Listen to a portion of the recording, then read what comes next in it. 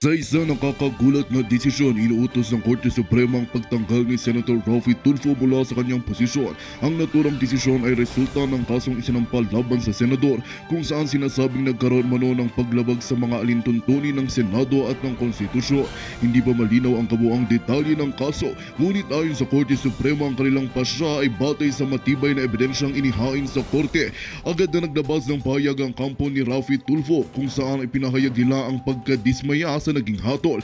Hindi namin inaasahan ang ganitong desisyon. Magsasampa kami ng motion for reconsideration upang linawin ang mga isyu laban kay Senador Tulfo, ani ng kanyang legal team. Samantala, ilang kapwa senador ang nanawagan na igalang ang pasya ng korte at magpatuloy ang proseso ng hustisya. Sa kabila ng kontrobersya, nagbayag ng pasasalamat si Raffy Tulfo sa kanyang mga taga-suporta at sinabing patuloy siyang maglilingkod sa publiko sa iba pang paraan.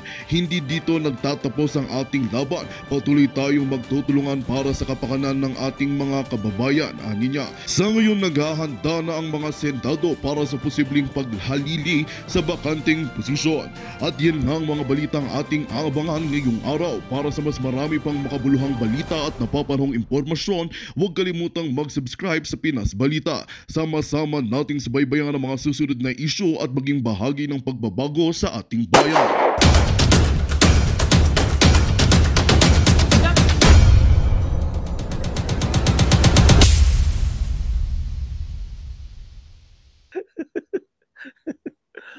Si Pastor Kibuloy po, bukod po sa warrant. Mali pala, kanta pala yun. Teka, seryoso muna tayo, baka magalit. Baka magalit yung ano, baka kala si Pastor ang pinagtatawanan natin. Hindi po. Nakalimutan ko kasing kasabihan. When it rains, it pours ba? Okay.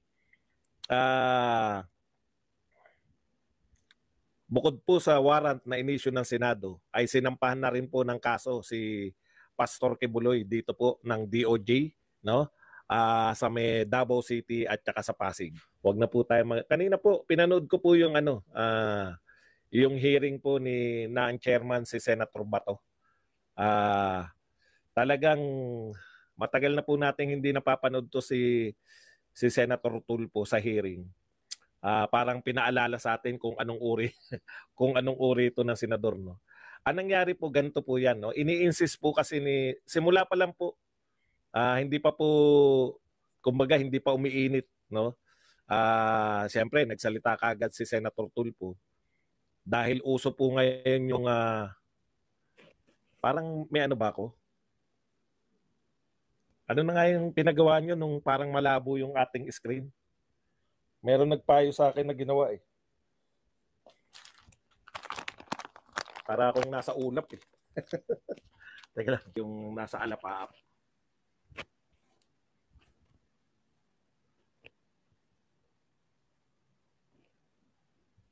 Malinaw ba? O mata ko lang yung mata ko na yung malabo? Wala ba yung parang, bakit hindi naman luminaw? Okay, ulit.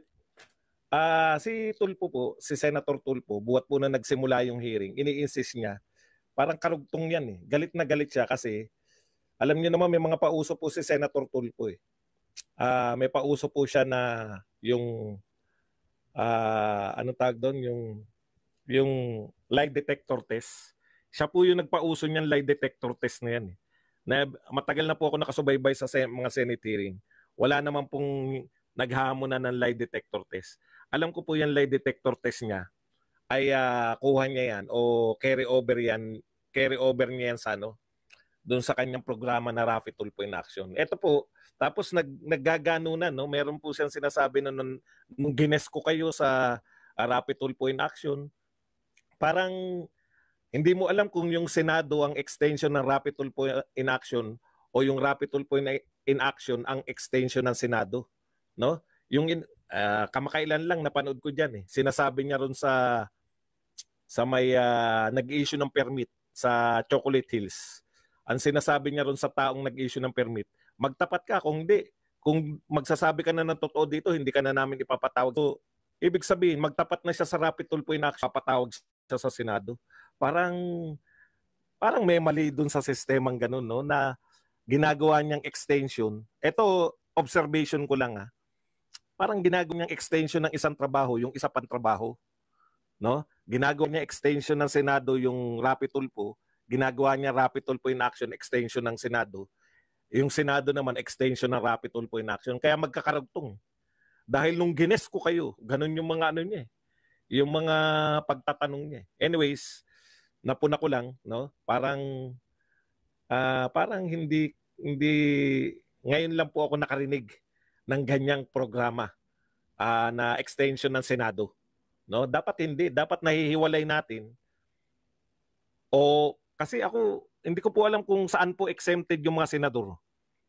Kasi kaming mga pangkaraniwang government employee nung ako po ay hindi pa nagre-resign. Kabilin-bilinan po sa amin na wala pong bawal po yung double compensation, di ba?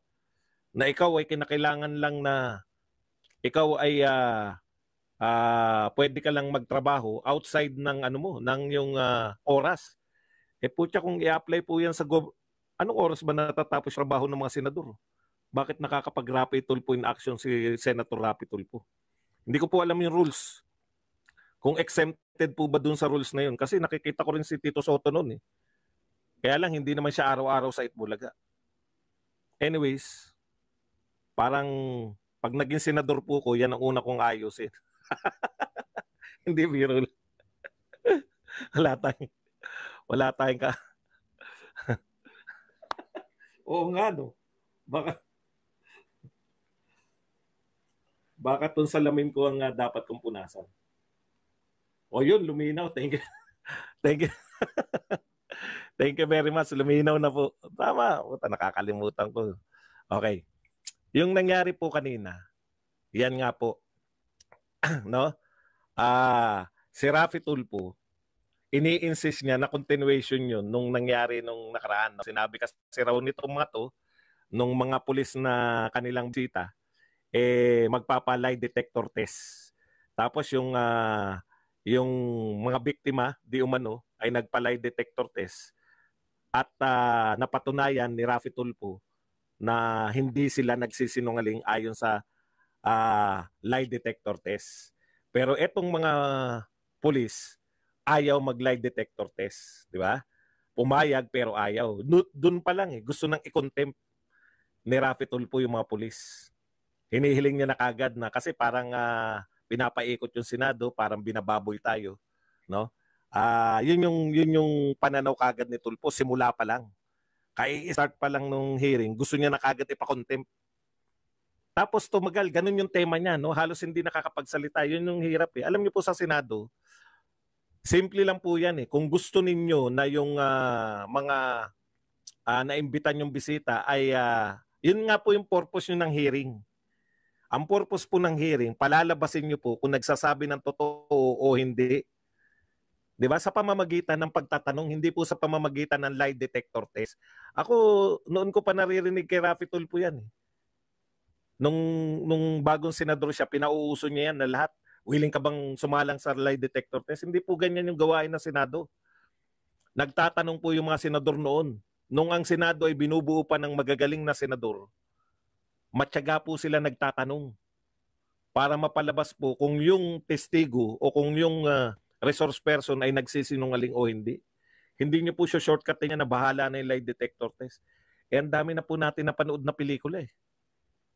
'Di ba? May mga tao po na nagte-train para yung lie detector test ay mapeke nila ang resulta. Mukha silang hindi nagsisinungaling kahit nagsisinungaling sila. Marami na po nakakagawa niyan. At isa pa, hindi po admissible yan sa korte. Yung laman ng So sa madaling salita, bago mag-walkout si Rapi Tulfo, ito po yung, kasi mahaba-haba rin eh. Basta yung buong proseso, sa mga hindi po nakanood, yung buong talakayan po, alam niyo naman si Rapi Tulfo, na-imagine niyo siguro, no? Binabaran, hindi niya na pinagsasalita. Pag may narinig siyang isang salita, siya na magko-conclude. So sa madaling salita, inuutusan niya, hindi naman sa paraan direkta na, hindi, direkta nga eh. Sinasabi niya, i-contempt, pinako-contempt niya. Alin man dito sa kanilang So nung sabi naman ni Senator Bato, ganito, dito na nag-walkout eh. Yung sinabi ni Senator Bato, pakinggan na lang natin sila para kung nagsisinungaling o hindi. Ayun po, tumayo na si Rapi Tulfo at nagsabi na hindi ko na matatagalan to. magwo-walkout na ako. Sinabi niya po yung salitang walkout. Nag-walkout po si Rapi Tulfo habang naghihiring. Kasi nga po, hindi siya pinagbibigyan ng chairman na si Senator Bato na mag-contempt o yung show cause order. Show cause order. Okay. Ang point lang dyan, no? Kaya nga may chairman eh. Hayaan yung dumiskarte yung chairman. Yung mga senador, eto po pagkakaiba ng chairman ka at member ka ng committee. Kung member ka ng committee, lalo na dalawa lang sila. Huli na si Senator Robin Hood. Kung member ka ng committee, senador ka, sawa ka magtanong. Pwede. No? Pwede, dapat tanong lang siya ng tanong. Pero yung uutusan mo yung chairman na i-contempt na yung mga hindi mo kursunada yung mga sagot, labas ka na ron. Labas ka na ron. Ngayon, ako po tinitignan ko beyond eh. Napakalakas ni Rapi Tulfo. Lalo na po, ayan, may mga ano yan, di ba? Mga Tulfonatics na tinatawag. Ako, Tulfonatics, alam ko totoong mga tao kayo. No? Eto, pag si Rapi Tulfo, manunood kayo. Titignan nyo kung binabanatan ba si Rapi Tulfo, ipagtatanggol nyo, hindi. Masaya po si Rapi Tulfo pag nagsusumbong ka kasi instant justice eh. Di po ba? Pero hindi po siya bagay na presidente. Real talk po yan. Dahil ang presidente, matyaga po yan magbigay ng... Ang presidente po, dapat siya'y nangunguna na maalam sa batas. Matyaga dapat yung presidente. Kung hindi man siya abogado, dapat matyaga siya na maipakita na yung rule of law ay natutupad. Hindi po pwede yung... Ang tendency kasi ni Tulfo, no? Lahat po ng nakikita ko tuwing hearing na umatin si Tulfo, ang tendency niya kasi may mga conclusion siya, bawal na siyang kontrahin. Kung ano nasa isip niya, yun na yun. I-insist niya yun na tama yun nasa utak niya. Mahirap po yun pag naging presidente yan. Hindi po katwiran na aanga ang mga pulis. Pag hindi ka ganong kagaling ang pagkakaiba ni Duterte, alam niya yung pasikot-sikot ng batas. Dati siyang prosecutor, hindi lang siya simpleng abogado. Dati siyang prosecutor. Kaya hindi mo siya mabubutasan sa batas. Pero to si Tulfo, marami pa siyang kakulangan sa batas, pero yung gusto niya masusunod, tama yun sa programa. Kasi may lumapit sa'yo. Ito po sa mga Tulfonatics, pakinggan nyo lang po ako. Tignan nyo kung mali itong sinasabi ko. Sa programa kasi, may lumapit sa yung humihingi ng tulong. Lulutasin mo yung problema niya. Di ba? Pero pag presidente ka, kaya madali lang malutas yun. Karamihan naman talagang inapi lang eh. Hindi ka naman lalapit kay Tulfo kung ikaw ay nang aapi. Di ba? Karamihan po yung mga mahihirap na inapi. Yun ang lumalapit. Bibihira siguro yung ngayon, marami na rin, lalo na yung mga lumalapit kay Tulfo ng mga vlogger na gustong sumikat lang, di ba? Marami na yan ngayon. Pero ito po, yung pangkaraniwan tao, lalapit yan kay Tulfo kasi walang pang-abogado, gusto ng katarungan. Maganda po, nakakatulong talaga pag mga ganun. Pero, pag hahawa ka na ng Pilipinas, hindi po pwedeng basta-basta ka pumapanig na kung sino unang lumapit sa iyo, kakampihan mo na kagad. Hindi po pwede yun. Kaya mag-isip-isip po kayo. Yung naniniwala sa mga Tulfo na maganda po silang maging pinuno ng bayan. Nakakadala. Kasi nakikita ko po. Okay. Buti na lang, mas malakas sa kanya si Sara Duterte. Sa survey. Ayun lang po, yun yung mapupunan natin dyan. No? Yung very, yung parang to the point na may pagkadiktador. Hindi naman natin sinasabing tapos na yung ni Tulfo kasi siyempre bali-balik ta rin naman, bagito pa rin siyang senador eh. Kaya lang iba yung taong willing na matuto eh, di ba? Kaysa yung mga taong meron na masyadong matigas na sa kanya. Biruin mo, sinabi mismo ni Bato no, na insulto siya sa ginawa ni Rapi Tulfo sa kanya. Sarili mong kasama, winock-outan ka. Ang sinasabi ni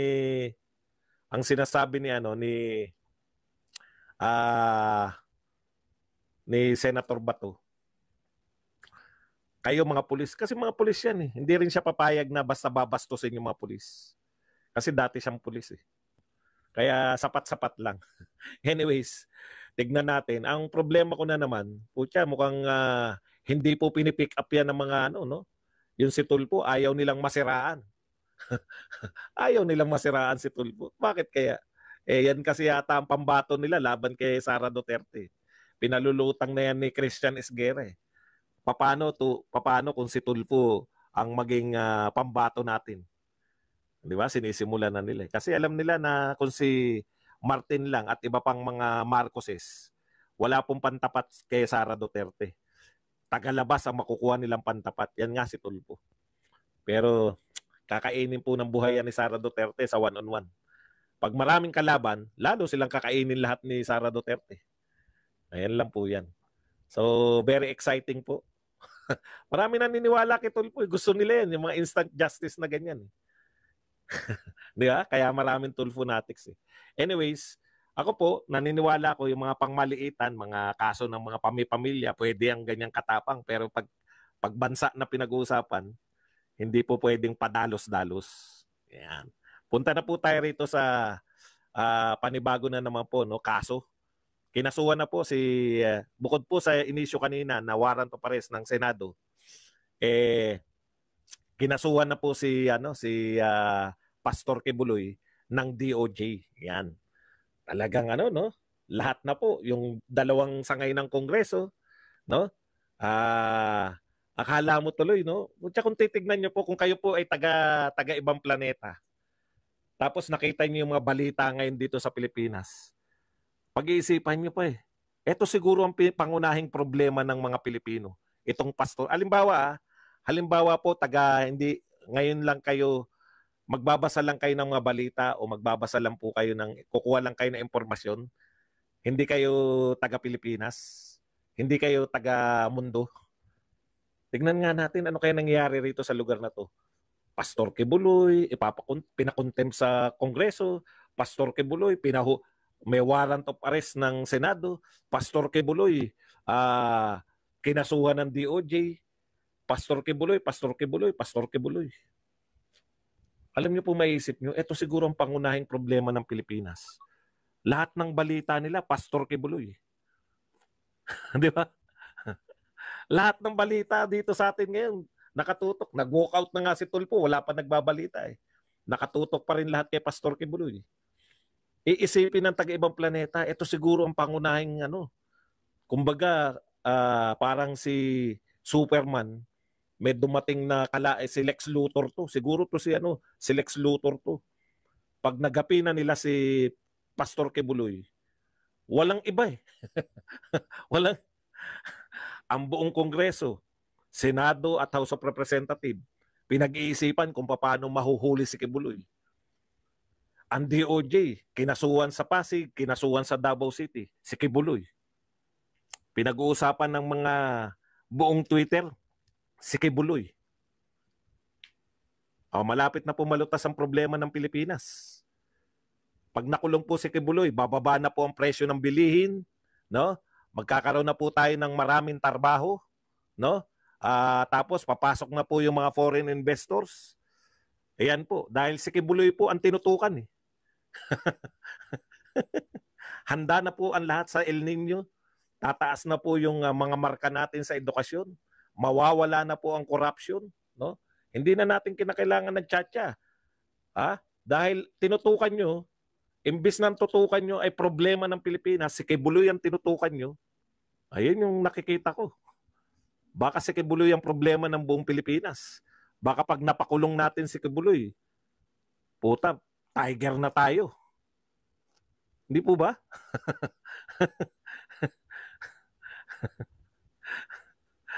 Malala eh.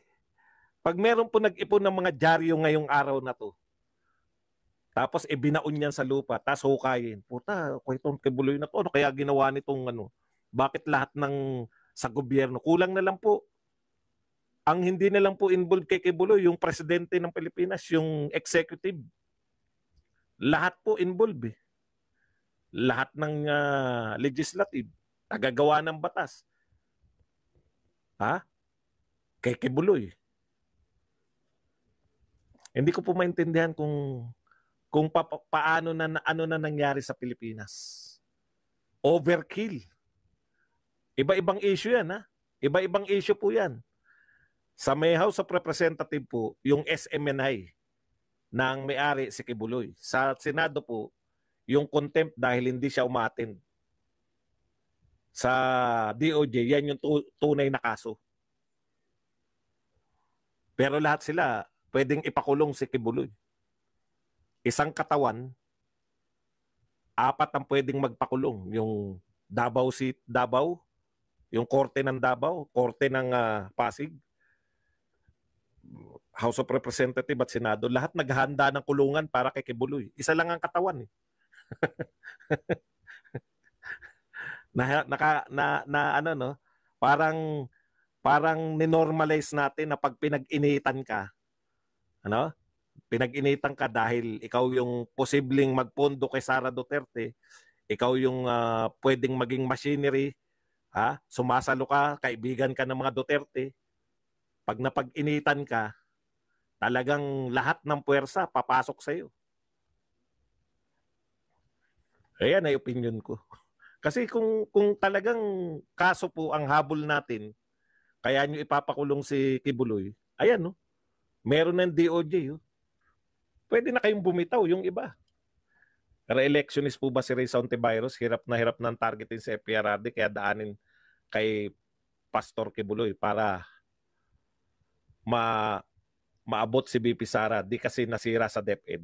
Thank you very much kay Gregory sa 5,000 won. Ibang uri po lumaban tong mga kalaban natin. Sama-sama.